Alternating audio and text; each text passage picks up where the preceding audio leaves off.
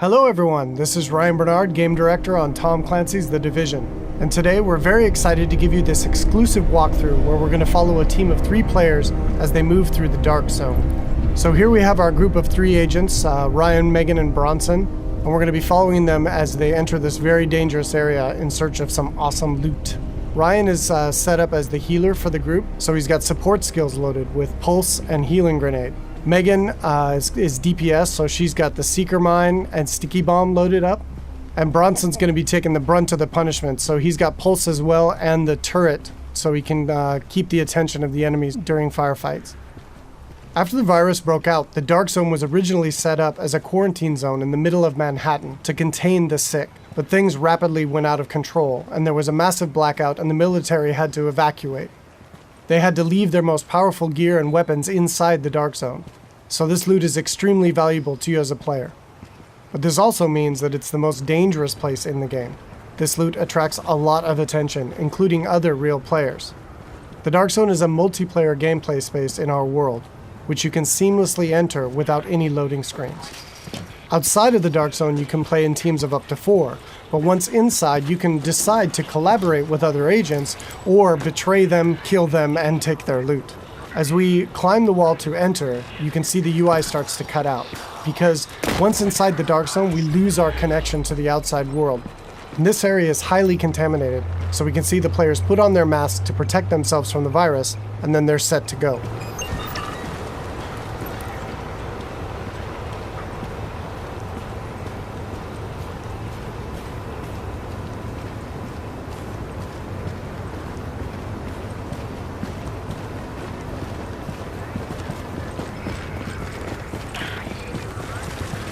Okay, now we see our group is coming up on some enemies up ahead.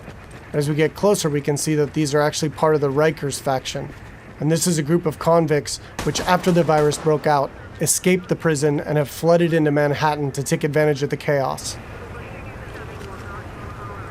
Here we can see Megan does a pulse, which gives the group information about what enemy types and levels that they'll be facing. And then we can engage. As you can see here, Bronson's going to go up right on top of him and take point, so he can take the attention of the enemies and draw aggro, and we can support him from behind with healing grenades, as you saw there, and covering fire. Using covers in the divisions is really important. You're going to be seeing the agents here as they move around flanking the different enemies, moving cover to cover, using height elevation to their advantage, and really trying to make sure that you're not exposed at any time, because when you're out of cover, you take a lot of damage from enemies. And it looks like we've only got a couple Rikers left here, and Bronson is really taking his role to heart and pushing right up into their face. And they've cleared him out. And here you can see Bronson's actually been a little bit too hardcore on this, and he's in what we call the down state. So since they're playing in a group, Ryan can head over and actually revive him so he doesn't die and need to respawn and run back to his group, and he can get right back into the action. And here we can see that Ryan's actually found a loot crate. And he's gotten extremely lucky and has gotten a legendary drop. But as we can see, it's actually contaminated. All gear and weapons in the Dark Zone are contaminated, and they need to be extracted before they can be actually equipped by the players or agents in the game. So in order to do that, our group is going to move to a nearby extraction point in Bryant Park. Once the group is inside an extraction area, they'll need to shoot up a flare which calls in a helicopter. Then they need to hold tight for 90 seconds and extract their goods. Alright, now we see our group has come across a different group of enemies, and these are the Cleaners. Cleaners used to work for the city of New York, but they got trapped on Manhattan when the quarantine was declared, and they've lost it. They want to, in their own minds, clean the city from the virus by burning anything and everything in their path, dead or alive. And this group of Cleaners is actually a tougher group of what we call elites in the game. They have much higher health pools and much higher damage output. So our group here is going to really have to work together using their weapons and skills to take them out. Of course, they drop much better loot and give a lot higher experience. We got Ryan seems to have moved up to a kind of a bad cover position here. He's taking damage from the right, and he's got a grenade coming in and he needs to move, and he's too slow. So he's going to need to top himself off with a nice self-heal. Alright, so now we've dealt with the Cleaners and we can move on towards the extraction area. But it looks like our group is not alone, and another group of players is in the same extraction area. In the Dark Zone, it's very important to find out player intention relatively quickly, whether or not they're a friend or foe. But it looks like these two are not interested in engaging, so our group's going to continue on and try to get that legendary weapon out. Extraction detected. Proceed with caution. Another team of agents has actually started an extraction, and our group is going to move to investigate.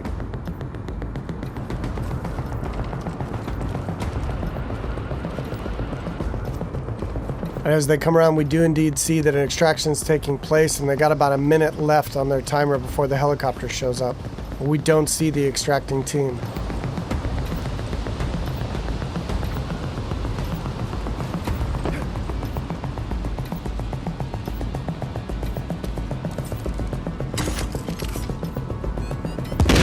Oh, here we see that the extracting team actually got the jump on our group, and Bronson's been quickly down.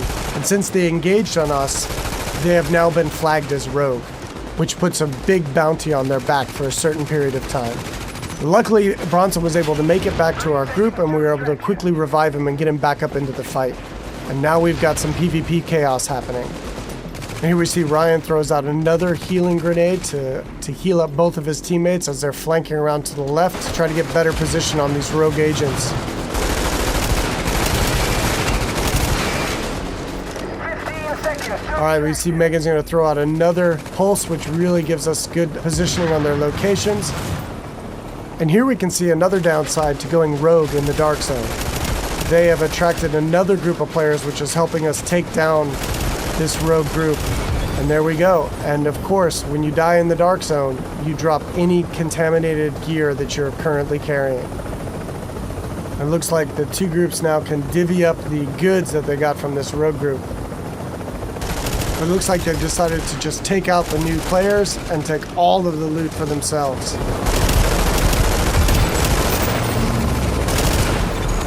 You are attacking friendly forces. Rogue protocol initiated.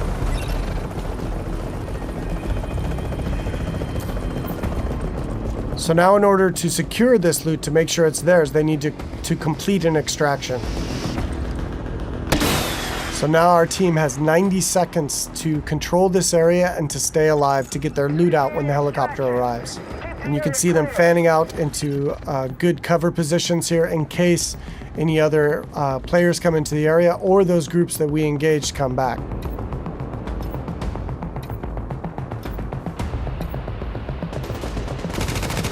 Which it looks like indeed they do. But now we're set up in really good positions here to be able to take them out. Bronson and Megan are laying down damage from the front line, and Ryan is supporting from behind. And again, it's really important in the game to make sure that you're always in cover whenever possible, and that you're not being flanked by any enemies. Here we see Ryan tossing a healing grenade as he runs past Bronson there. And they're going to focus on these two players here. 30 seconds to extraction. Straight in front of them. Now they got 30 seconds left to stay alive and control the area.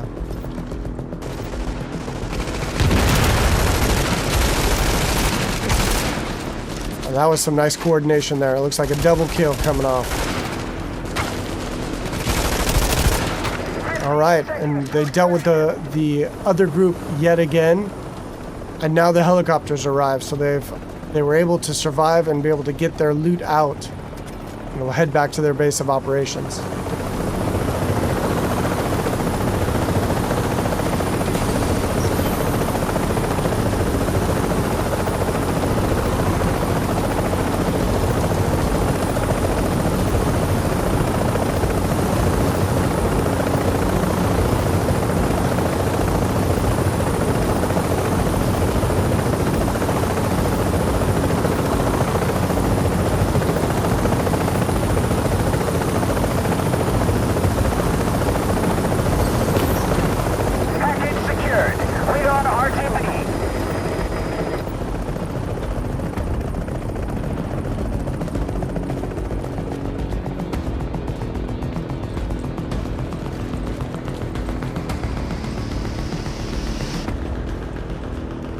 Now we can see the group is still flagged as rogue, and they're a very juicy target for other agents in the area.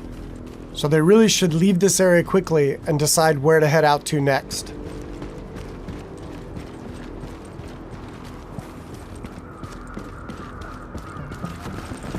Alright, so that's it for today. I hope you enjoyed a little glimpse into the gameplay inside the dark zone of Tom Clancy's The Division.